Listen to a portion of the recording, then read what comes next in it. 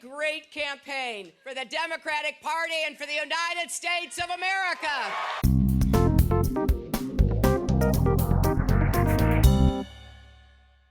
Hey humans, I'm Amanda Montell, and this is The Dirty Word. For sex and language, get it on. Today, I thought we would do a super raw, informal video in light of the recent press surrounding Hillary Clinton's voice. So if you've been following the primaries at all, you've probably seen that Hillary Clinton has been performing pretty well.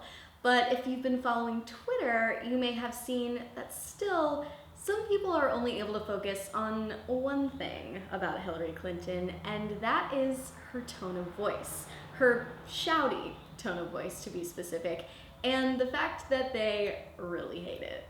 So I'm going to read some recent tweets from political commentators, just a few of many that echo the same sentiment. I'm sourcing these tweets from Vox. So here's a tweet from Howard Kurtz. He says, "Hillary shouting her speech. She has the floor. A more conversational tone might be better for connecting with folks at home." Here's another tweet from Britt Hume. He says, "Hillary having a big night at the primaries. So she's shouting angrily in her victory speech. Supporters loving it. What's she mad at?" And one last tweet from Joe Scarborough to Hillary. "Smile. You just had a big night." So this is hardly the first time that these exact words have been used to criticize Hillary Clinton's voice. In fact, words like shouting, shrill, angry, shrieking, these words all belong to a set vocabulary that's used systematically to criticize women's voices. You'd be hard-pressed to find someone describe a man's voice as shrill, or to find someone telling a male politician to smile. So back to Hillary. People have been telling her to quit shouting ever since she first started taking positions in public office. In fact, even Bernie has told her to quit shouting. During a debate about gun policy last October, Clinton cited Sanders for having voted along with the gun lobby. And Sanders replied, "All the shouting in the world is not going to do what I would hope all of us want, and that is to keep guns out of the hands of people who should not have those guns and end this horrible violence."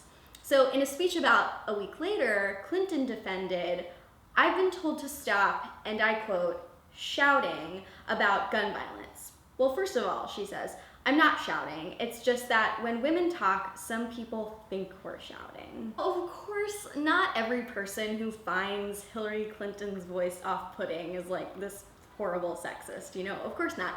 But there are really deep-seated reasons for why Hillary Clinton's voice rubs people the wrong way, even if they're subconscious. Jennifer Lawless, who's head of American University's Women and Politics Institute, she puts it like this. She says, "We're still not accustomed to women running for the highest political offices.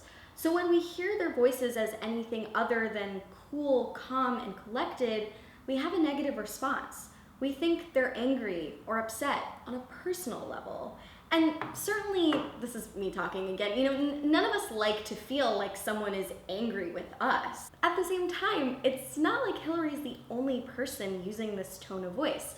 Male politicians have been talking this exact same way in public for centuries. Nicholas Subtirolu, I think I'm getting that last name pronounced right. He's a linguistics professor at Georgia State University, and he explains it this way. He says, thanks to Sanders' maleness, his yelling gets interpreted by his audiences, and especially his supporters, as the righteous anger of a tough leader, while due to her femaleness, Clinton's would be heard by many as the screeching of a hysterical, nagging woman.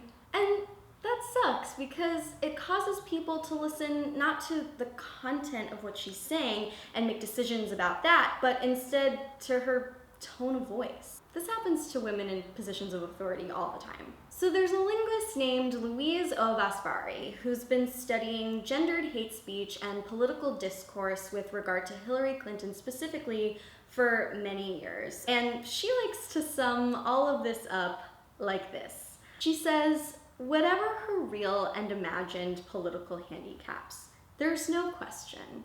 Clinton has been framed as a bitch and a ballbuster for daring to play the big boys game using their rules, for not conforming to traditional expectations of femininity. In other words, a woman running for a major political office has a near impossible task at hand.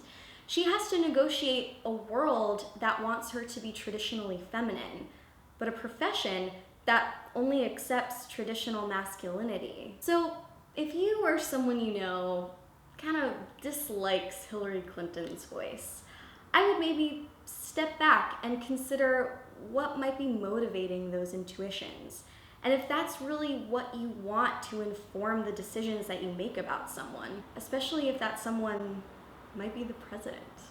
Thank you all so much for watching this super raw episode of The Dirty Word, and I want to know your thoughts, so leave a comment below, and remember, stay dirty.